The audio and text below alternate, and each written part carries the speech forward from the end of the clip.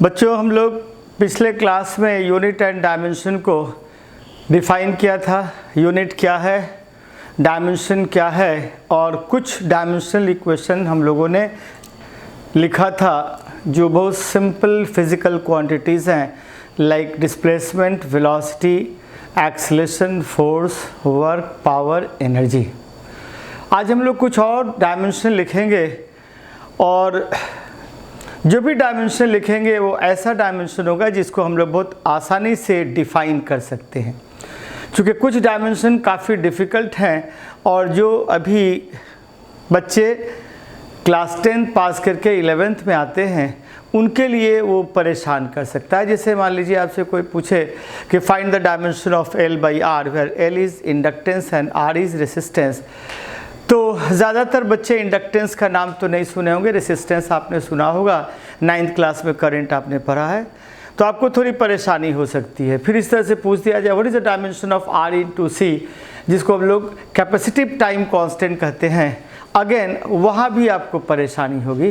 परेशानी ये होगी आपको कि फिर आपने R का नाम तो सुना है लेकिन C आप नहीं जानते हैं। तो C अगर नहीं जानते हैं तो परेशानी ये होगी कि फिर आप इसका डायमेंशन नहीं लिख सकते हैं। ठीक उसी तरह से अगर डायमेंशन ऑफ 1/LC कह दिया जाए, या जैसा कि मैंने आपको बताया था पहले भी कि अगर आपसे कोई कहे कि एटॉमिक पोलराइजेबिलिटी का डायमेंशन लिखिए, तो हम लोग ऐसे फिज़िकल क्वांटिटी का डायमेंशन लिखेंगे जिसको हम लोग आसानी से डिफ़ाइन कर सकते हैं।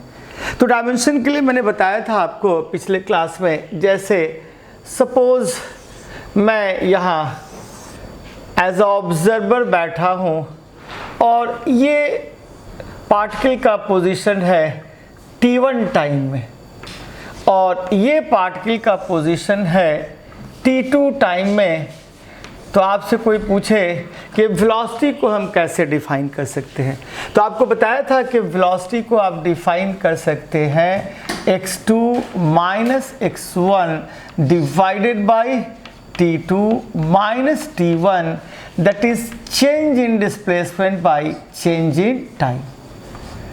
डिस्प्लेसमेंट या उसका चेंज दोनों ही ऑफ कोर्स L है, तो ये हो गया L and this is your T। तो यहाँ हमने लिख दिया LT माइनस 1।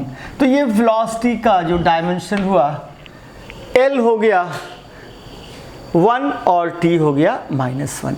ठीक इसी तरीके से अगर यहाँ पार्टिकल का वेलोसिटी v1 है, यहाँ पार्टिकल की वेलोसिटी v2 है, तो हम एक्सेलरेशन को डिफाइन करते हैं change in velocity by change in time. Again हम कहेंगे यहाँ पर कि चेंज इन वेलोसिटी हो या वेलोसिटी हो, दोनों का डायमेंशन एक ही होता है। तो एक्सेलरेशन का डायमेंशन हो गया change in velocity LT minus 1 by T, that is LT minus 2। Momentum को मैंने डिफाइन किया था, momentum is the product of mass and momentum is the product of mass and velocity, mass and velocity। तो momentum का dimension हम लिखेंगे m into v, m और v को लिखेंगे LT माइनस 1। फोर्स को हमने कहा था कि force is rate of change of momentum, force is rate of change of momentum, rate of change of momentum, rate of change of momentum. तो आप लिखेंगे force is mv2 minus mv1 divided by t2 minus t1। अगर यहाँ पे particle का momentum mv1 है, यहाँ momentum mv2 है, तो मोमेंटम चेंज होता है mv2 माइनस mv1 और टाइम चेंज हुआ t2 minus t1। Change in momentum और मोमेंटम दोनों एक ही चीज होता है, तो मोमेंटम का डायमेंशन होगा ml t-1/t, that is of course f is ml t-2।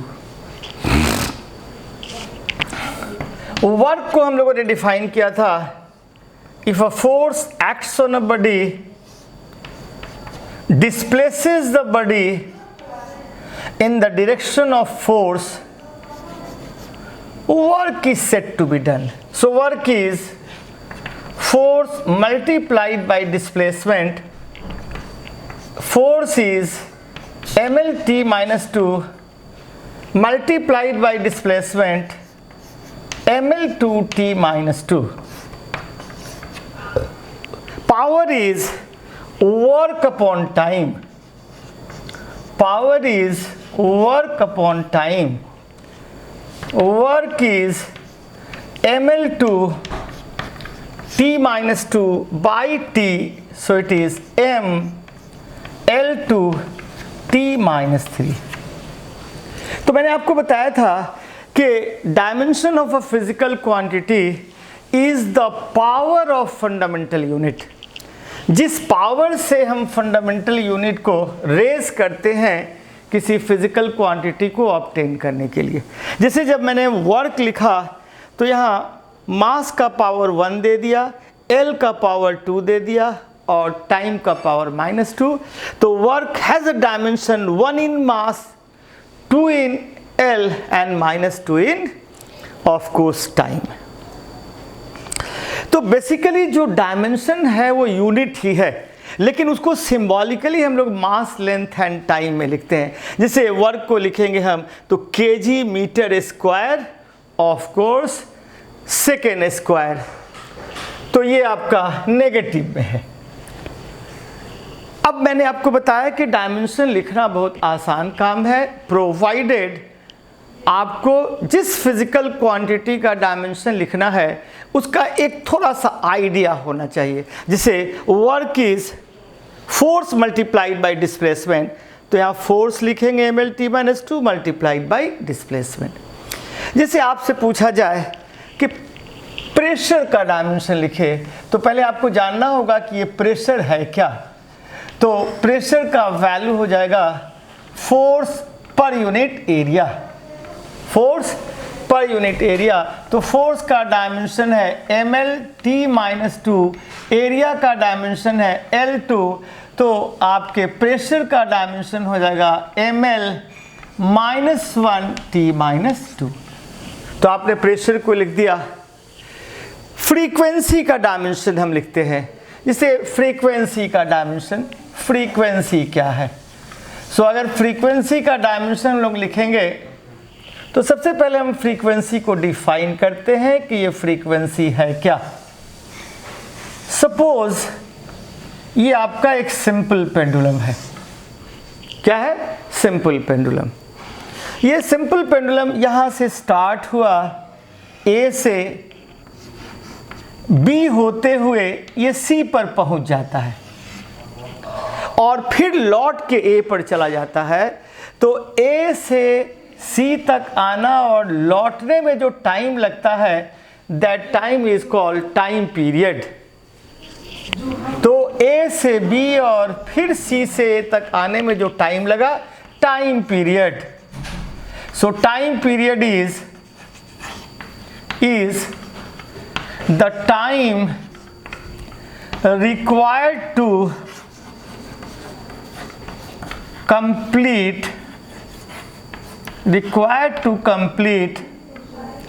one oscillation।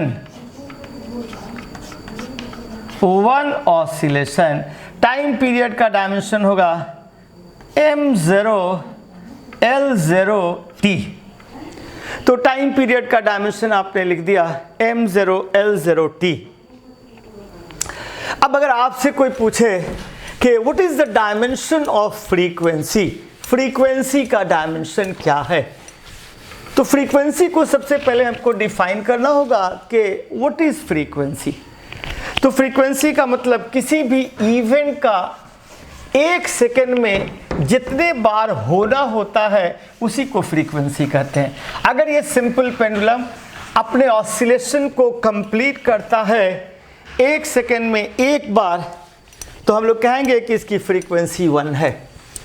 अगर इसने 1 सेकेंड में 2 बार ऑसिलेट किया, यानी यहाँ से ऐसे गया, लौटा 1 ऑसिलेशन, फिर ऐसे गया, फिर लौटा 2 ऑसिलेशन, तो इसने अगर ऐसा n ऑसिलेशन 1 सेकेंड में किया, तो हम लोग यहाँ कहेंगे कि n oscillation in 1 second, n oscillation in 1 second, so 1 oscillation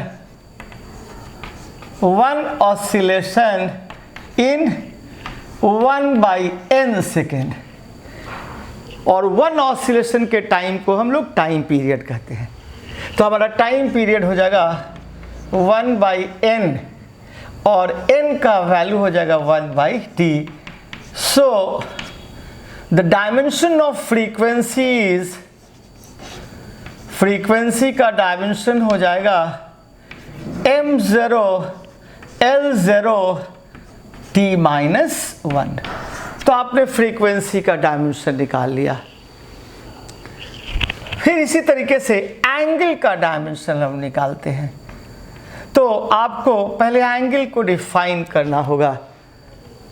तो मान लीजिए ये लाइन है, इस पॉइंट पर एंगल बनाता है, तो ये जो थीटा एंगल है, फिलहाल इस थीटा को हम डिफाइन कर सकते हैं L/R। L is the length, R ये दूरी है। तो L is meter, R is meter, angle is in radian, तो meter by meter no dimension, तो एंगल का कोई डायमेंशन नहीं है। m0 L0 of course t0, so angle has no dimension. ठीक इसी तरीके से इन द सिमिलर फैशन आपसे पूछे sine theta, cos theta, tan theta, sec theta, cosec theta, cot theta, जितने भी ये थीटा हैं सबका वैल्यू नंबर है। Sine 30 is half, cos 30 is √3/2, tan 30 is 1/√3, this and that. तो ये प्योर नंबर हैं, दे आर प्योर नंबर, ये प्योर नंबर है, they are pure number, pure number, और नंबर का कोई डायमेंशन नहीं होता है। तो साइन थीटा का कोई पूछे डायमेंशन तो लिखेगा m0 L0 t0।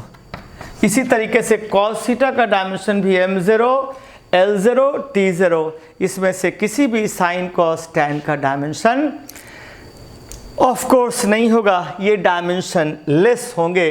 तो इस तरीके से मैंने साइन cos tan का डायमेंशन भी आपको कह दिया कि ये डायमेंशन लेस है।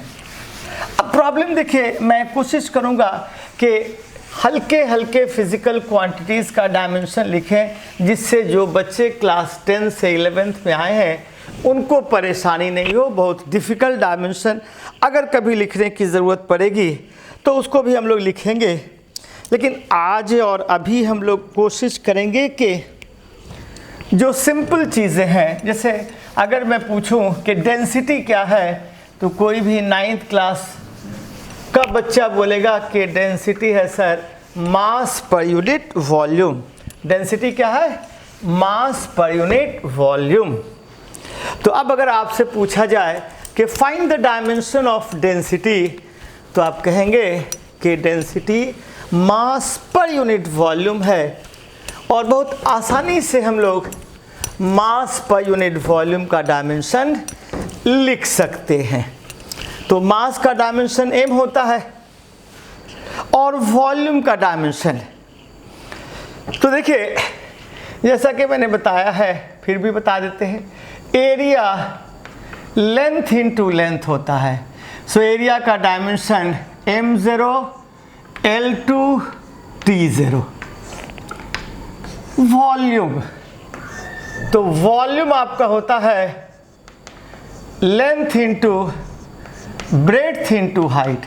ये तीनों लेंथ है, तो यहाँ m0 L3 T0, तो आपने वॉल्यूम का डायमेंशन लिख दिया। अब आप डेंसिटी का डायमेंशन लिखिए। Density is mass per unit volume. अगर कोई बहुत ज़्यादा डेंसिटी का सब्सटेंस है तो मास उसका एक पर्टिकुलर वॉल्यूम के लिए काफ़ी ज़्यादा होगा। जैसे अगर रुई लेते हैं तो वॉल्यूम, एक पर्टिकुलर वॉल्यूम के लिए उसका मास कम है, उतना ही वॉल्यूम का लोहा अगर लेते हैं तो उसका मास काफ़ी ज़्यादा होता है।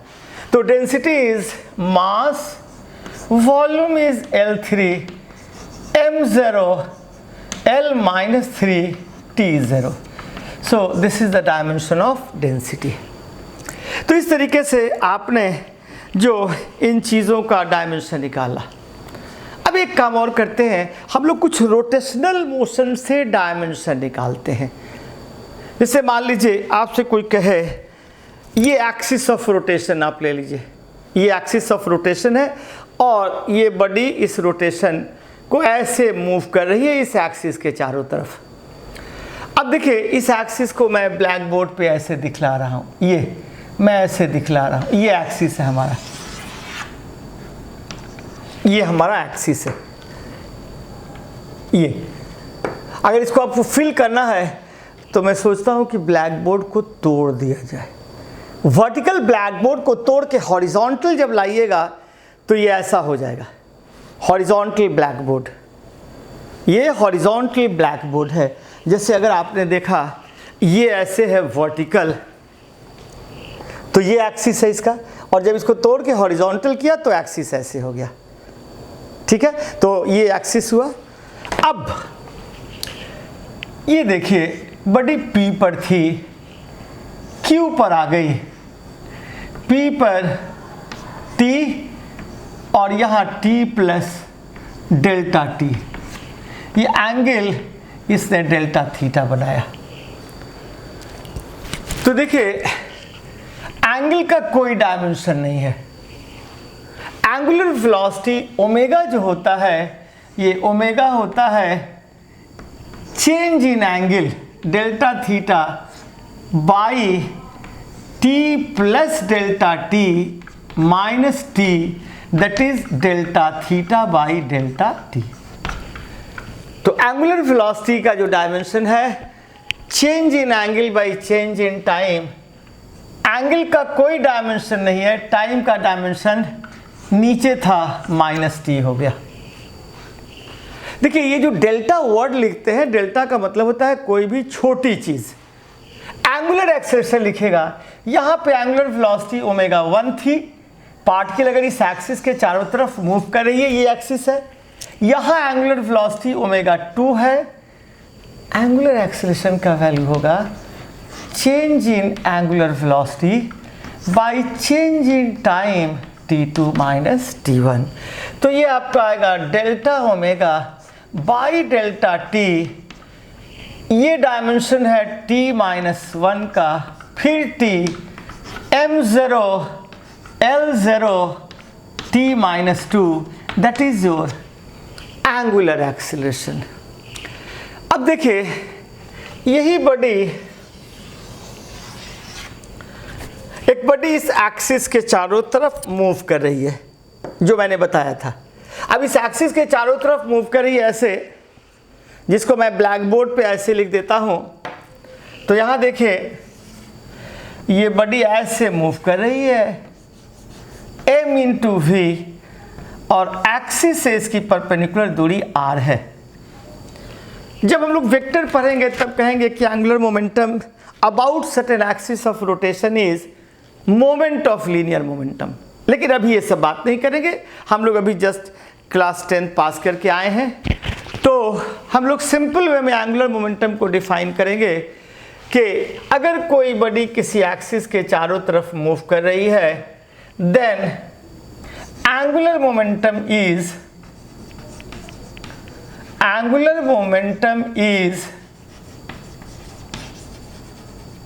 is the product of the product of linear momentum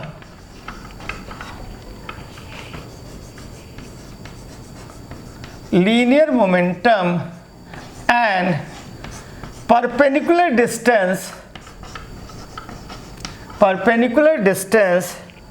of linear momentum vector p, जिसका सिंबल है perpendicular distance of p from axis of rotation,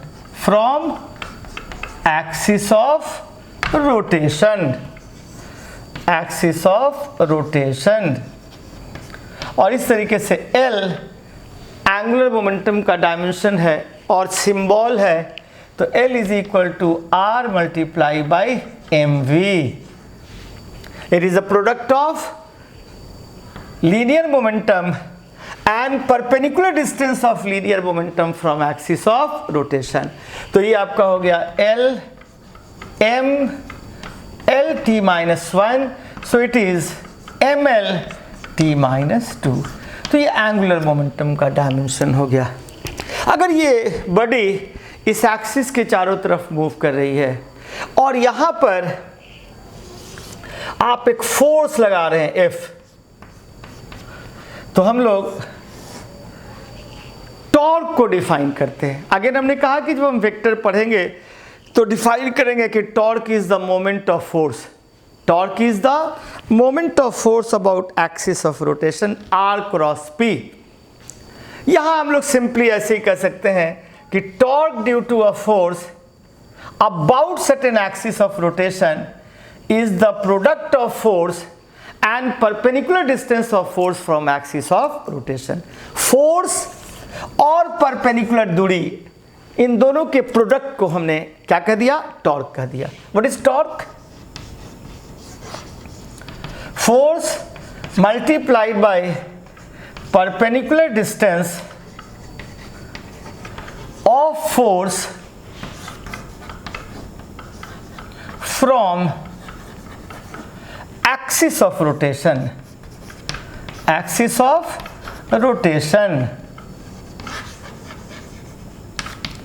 तो टॉर्क को हमने लिखा फोर्स mlt माइनस 2 एंड फिर लिख दिया perpendicular distance from axis of rotation, तो हो गया ml2t minus 2 torque.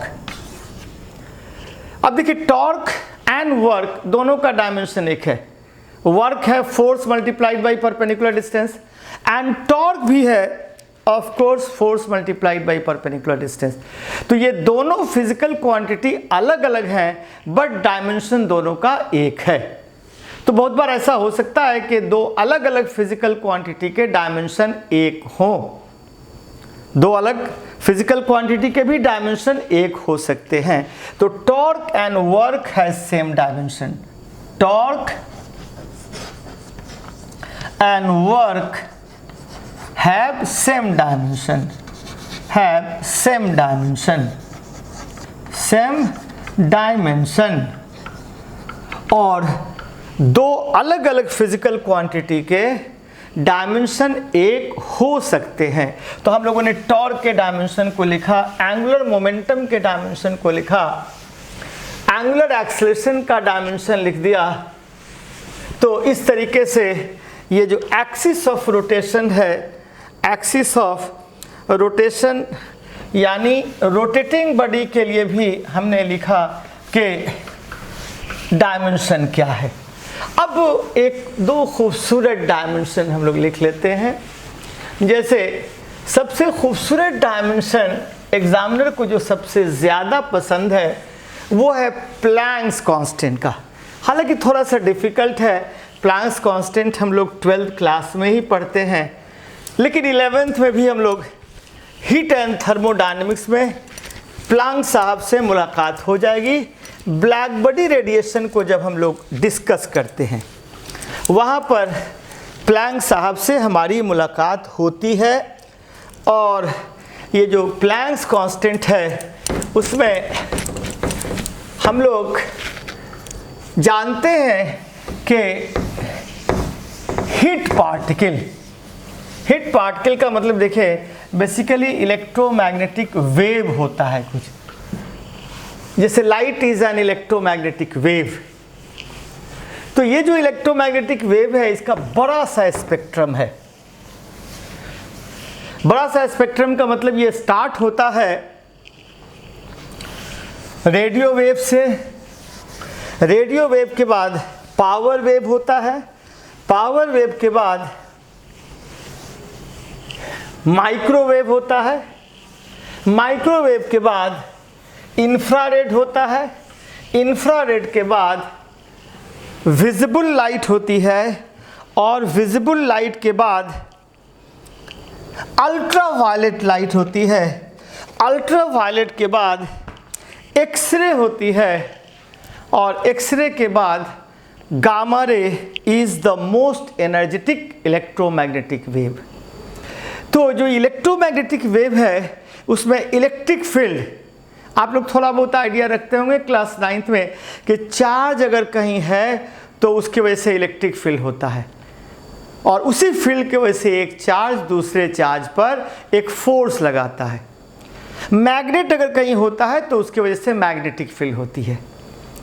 Electromagnetic wave में इलेक्ट्रिक और मैग्नेटिक फील्ड अपने मैग्नीट्यूड को बार बार बदलता है, और एक सेकेंड में जितने बार बदलता है उसको हम लोग उसकी फ्रीक्वेंसी कहते हैं।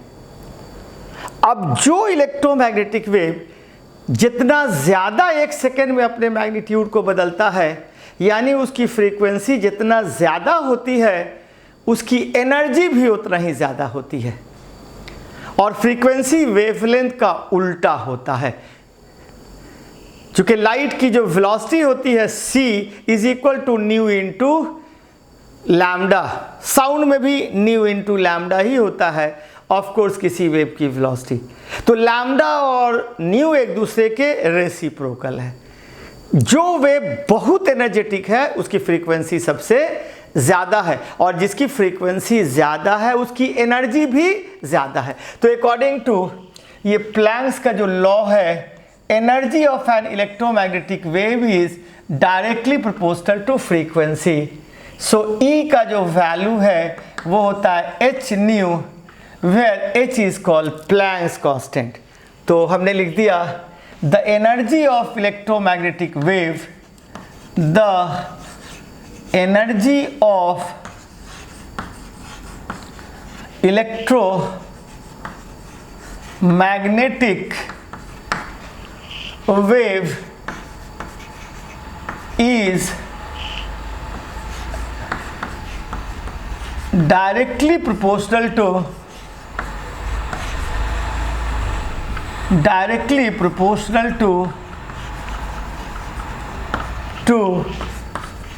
its frequency, यानी E is equal to directly proportional to nu, E is equal to h new. इसी h को हम कहते हैं प्लैंक्स कांस्टेंट। क्या कहते हैं? Planck's constant. अब आपसे कोई पूछेगा कि what is the dimension of Planck's constant, तो आप यहां से लिखेंगे Planck's constant is energy by frequency ml two t-2 divided by t-1। Energy और वर्क का हम लोग डायमेंशन लिख चुके हैं, फ्रीक्वेंसी का डायमेंशन t-1 है, तो प्लैंक्स कांस्टेंट का डायमेंशन ml टू t-1 है। और हमने पहले लिखा है एंगुलर मोमेंटम का डायमेंशन भी यही है, तो Planck's constant and angular momentum both have same dimension. Planck's constant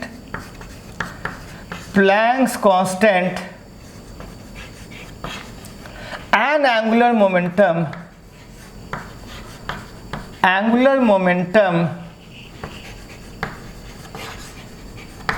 have same dimension, तो आपसे पूछा जा सकता है कि प्लैंक्स कांस्टेंट का डायमेंशन किसके बराबर है, तो आप कहेंगे प्लैंक्स कांस्टेंट और एंगुलर मोमेंटम दोनों का डायमेंशन ऑफ कोर्स एक होता है।